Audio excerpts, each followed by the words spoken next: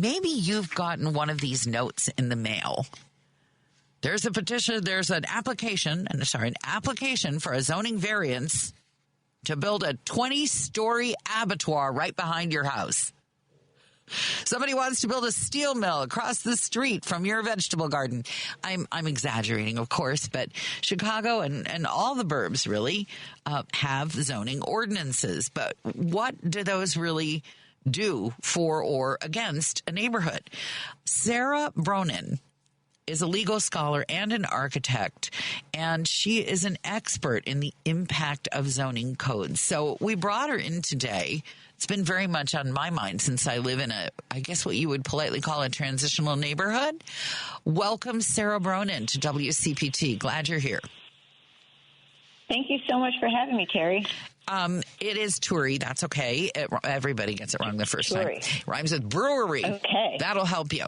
Oh, that's easy. Yes, it is. So much easier than getting a zoning variance approved in the city of Chicago. I want to be sure that are you restricted in your scholarship to a particular city, or are you knowledgeable about the whole area, or just in general how zoning affects communities? Well, this book is really about lots of different cities, and I do cover Chicago to some extent in it. But I guess my research, my scholarship focuses on zoning as it's practiced across the country. So there's lots of different manifestations of that. I'm glad I had you say that, because it's what's known as a leading question. All over this country, we have done things to keep certain communities away from other communities, keep certain communities basically in poverty, keep certain communities healthier and others sicker. Do you want to speak in general about how that works? So zoning is this very interesting power of local government that people might have heard of, but they may not realize how far it goes in doing exactly the things that you talked about.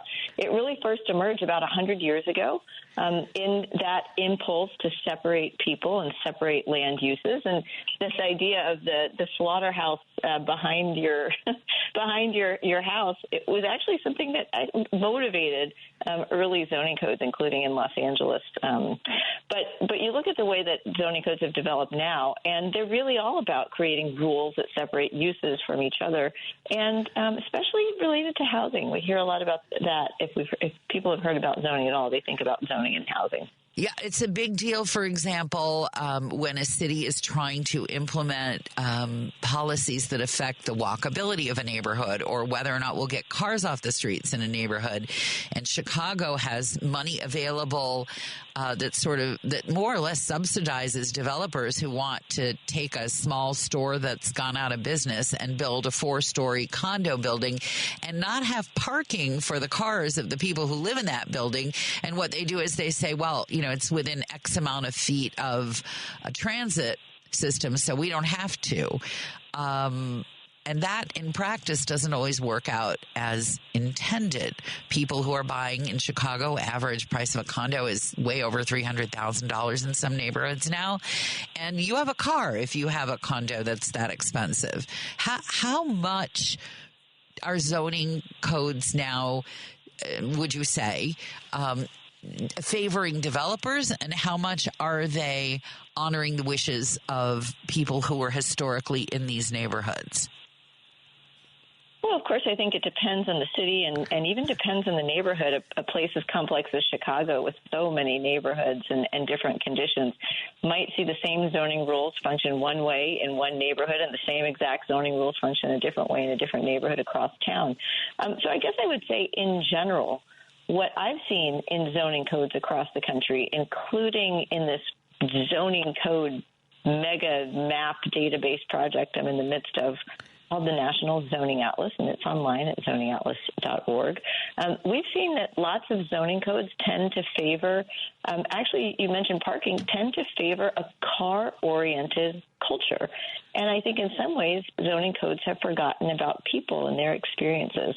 So we're not actually creating, in most places, walkable communities. We're kind of creating one-size-fits-all neighborhoods that have really big lots, that have only single-family housing, and that require people to drive everywhere. And then you add on top of that parking requirements even in central cities where they're not needed, which is the case in some places where you have good transit and walkable neighborhoods. And for me, I think the main thrust of current codes is that they've really prioritized this kind of sprawling development. Again, that's probably not as true in Chicago, which is a dense central city. But if you look at the vast number of communities outside of Chicago and across the country, you see something a lot different than what you might get in Chicago. Well, we have seen in Chicago a complete reversal, if I'm reading Crane's Chicago Business accurately, in what we were seeing. We were seeing a trend in people moving into the city, and then COVID happened, and a lot of people moved out of the city.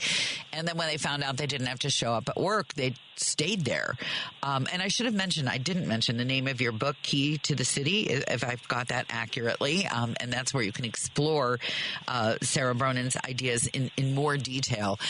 But in Chicago, we're having big battles right now over manufacturing and environmental health on our south side neighborhoods in particular, which were historically home to a lot of industries that produced a lot of pollution, and the trucks that went through there produced more pollution, and the data now that are coming in on the rates of asthma and other illnesses amongst people who lived in those neighborhoods, people were growing up in sort of a toxic stew.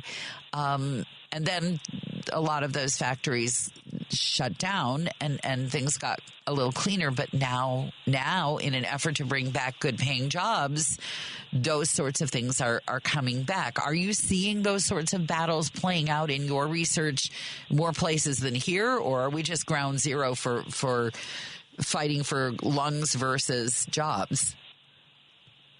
Well, I think it depends on what kind of manufacturing is coming back. So you have lots of cities that had an industrial past, like Chicago, and I would count virtually every major New England city in that camp. So post-industrial cities. We see in Connecticut, where I've done a lot of work chairing the city of Hartford's Planning and Zoning Commission, we see lots of old mill buildings, as we call them in New England, that are actually waiting for a new life. And sometimes those are rezoned to allow for housing. And I talk a bit about Baltimore's efforts to rezone manufacturing areas for housing and other uses, in addition to light manufacturing. But in other cases, they kind of have stagnated as industrial uses. So zoning could be a good tool to reshape those manufacturing areas into more mixed-use areas, to kind of pull them away from just purely manufacturing and envision new developments within them. Or zoning can also be used to outline the types of manufacturing that would be best in those neighborhoods and their new incarnation, the new manufacturing.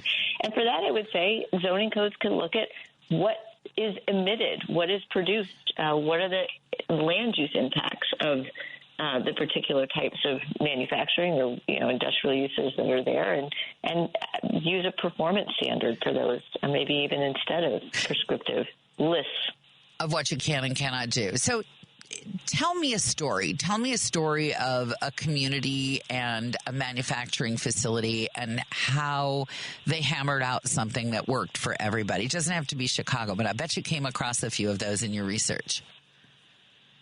Absolutely. I'll use Hartford, actually, as an example of that. I do mention in Key to the City the story of the Remington neighborhood of Baltimore, if any of your listeners are familiar with that. But I want to use Hartford because Hartford, Connecticut is a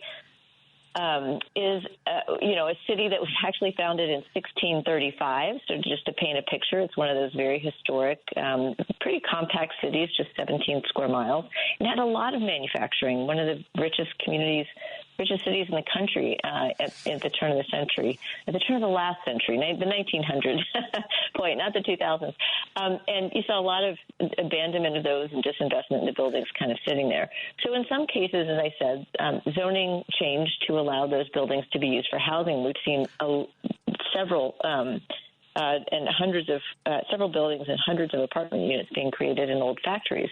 But in other cases, what we've done there with the zoning is actually specified different commercial uses that could be allowed, but also specified the kinds of manufacturing that could be allowed.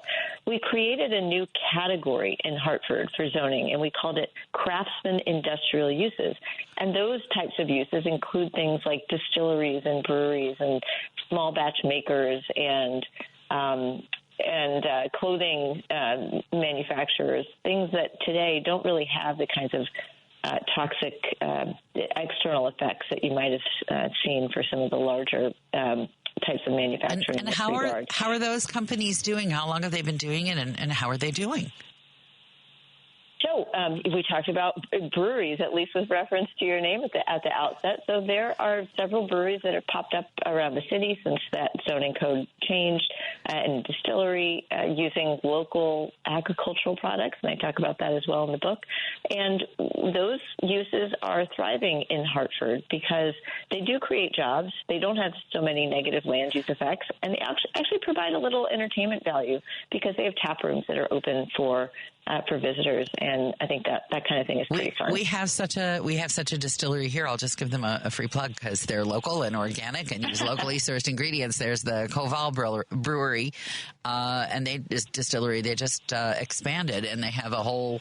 I found it on the Ravenswood Art Walk. They have a whole room where you can. It's all fancied up now, and it used to be a warehouse or manufacturing right next to the train tracks. So if you drink enough, you don't notice the train. Sara, would you hold on a moment, and we will come back with more questions, some coming in by text right now, and I will ask them of you in a moment. It's 3:46, Joan Esposito Show. I'm Turi Ryder, in for Joan. Joan Esposito, live, local, and progressive. Filling in today for Joan, radio personality and author Turi Ryder. Oh, sweet. We are here today till Patty Vasquez drives you home at 5 a.m. Turi Ryder. Yes, you can find me with a podcast, not political podcast, just for fun. Just making fun of stuff on the podcast. They're 15 minutes long. And if you Google my name, Turi, Ryder like the truck, you can find them. We are continuing our conversation with legal scholar and architect Sara Bronin. Her recent book is called Key to the City, How Zoning Shapes Our World. And we're talking with her about Chicago and beyond. And she just told us the story of Hartford and how they repurposed some of their old manufacturing. What about, Sara, places where the buildings are there, but there are costs to making the area safe because the former manufacturers buried things, dumped things? How does that get how can that be efficiently repurposed so that it is safe and usable? And does zoning come into play in those situations? Well, zoning is, I think, one of the most important pieces of the toolkit for revitalizing neighborhoods and shaping them to meet our needs, but it's certainly not the only thing. So when you talk about the need for environmental remediation or planning for an area, or even adding infrastructure for, let's say, housing, where you might have certain sewer requirements that were fine for industrial, but maybe not for housing uses. Those are all things that are necessary for the zoning code to be realized, and that takes money. Often that money comes from local, state, or federal governments, and I do think that's an important thing to consider for cities that are interested in changing their zoning codes. So we're going to change our zoning code, but then what are all the other pieces? And I think you mentioned a few of them just in your question. There's the water and the transit and the pollution. Have you been following at all the story of Elon Musk's proposed company town in Texas? Is that something that's come across your radar screen?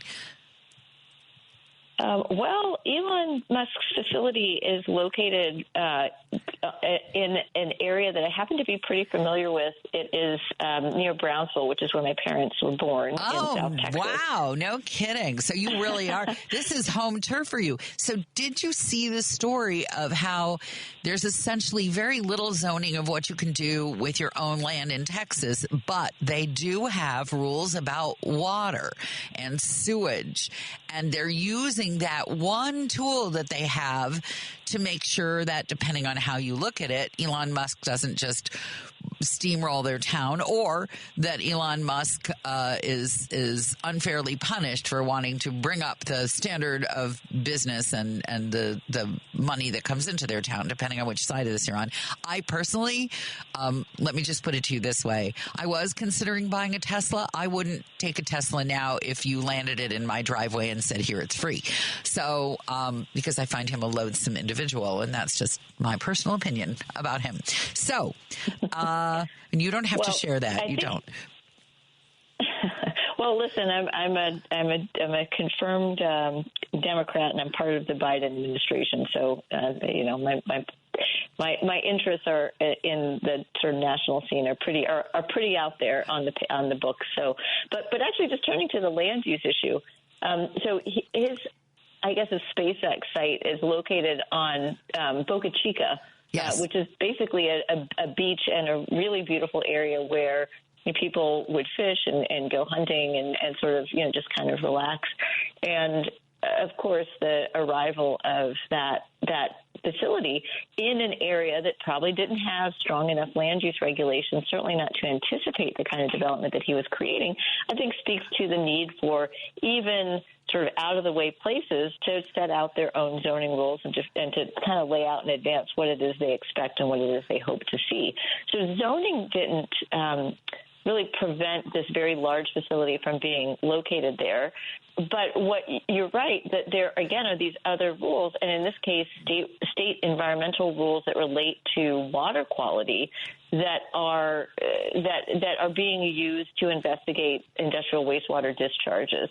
So the pollution that is coming from that plant, and the pollution in I think a very environmentally sensitive area from just growing up. It was heartbreaking. Did you see that? I mean, he knocked nests out of trees with his fancy dancy rocket launch. I mean, it was heartbreaking, the noise and the vibration, and it was widely understood to be very destructive environmentally. And strangely, I think that his main purpose in joining the government, I don't think he particularly enjoys kissing Donald Trump's rear end, but I think that there's a lot of money in it for him, and zoning and environmental standards that he feels are, quote, close quote, inefficient or hampering his company's efficiency can go by the wayside. But having you here makes me really aware of the possibility that a town can towns retroactively zone and say, you know what, we've thought about it. We need some more rules, and you can't do that here. So that is a great question. And in some states, you can enact zoning codes that are called that you call them amortization with amortization provisions. What that means is you can say, okay, this use needs to be phased out over time, and not to take it back to the national politics level. But one of the most famous uses of amortization in zoning was Rudy Giuliani as mayor of New York, who said, we're going to change the zoning code to phase out the various adult uses, the X-rated uses in Times Square. So we're going to use our zoning code to say, all right, your adult bookshop, you have 5 years to phase out. Your adult movies, you have, 3 years. Your cabaret, you got 2 years.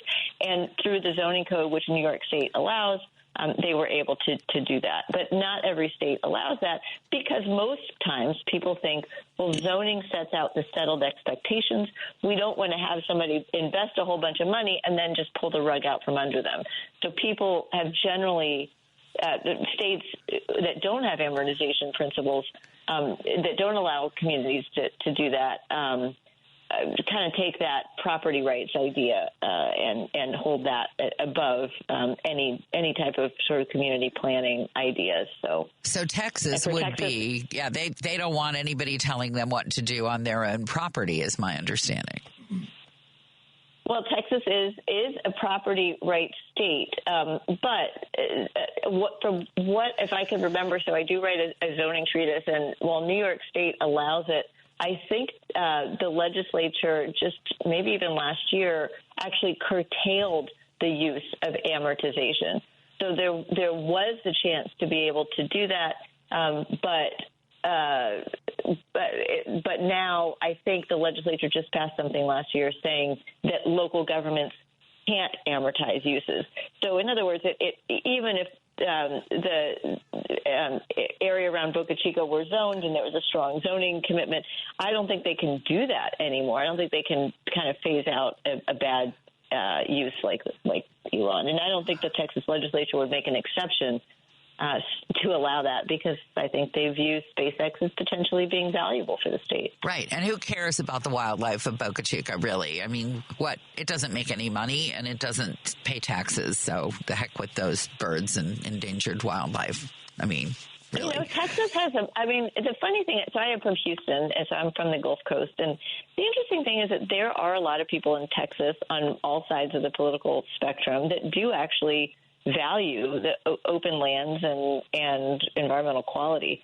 So you might see this issue coming back around. And again, you do have a state agency that can enforce polluted discharge, and that's still there despite maybe you might think of Texas as a light on regulation type state, but that water quality stuff is still on the books, and the state is using those regulations to at least monitor what is happening at the SpaceX site. It's going to be a strange story as it unfolds. And I did live through a version of your point in Minnesota where the Environmental Coalition and the hunters worked together to secure and maintain a lot of the clean lands that were used for fishing and duck hunting and other kinds of hunting. And it was just like in Oklahoma, the farmer and the cowhand should be friends. They all seem to work it out, and we can only hope.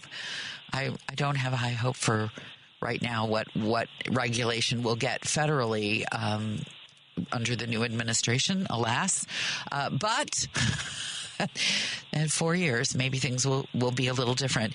As a takeaway from your book, what is the thing that you would most like people to understand, Sara Bronin, author of Key to the City? When you wrote this book, what was your lesson for those of us who read it? The lesson is that zoning is an opaque, hidden power that happens at the local level nearly everywhere around the country, and that you should know about it, and that my book is trying to give you some tools as to how to understand it.